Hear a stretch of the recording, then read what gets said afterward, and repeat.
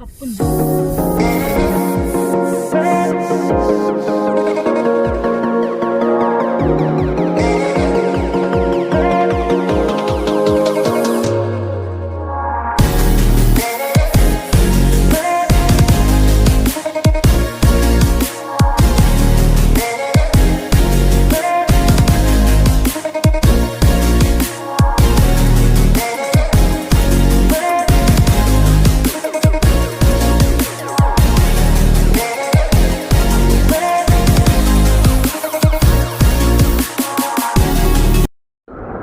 ఇప్పుడే మేము ఒక సర్ప్రైజ్ ప్లేస్ అన్నాం కదా, అక్కడికి చేరుకున్నాము.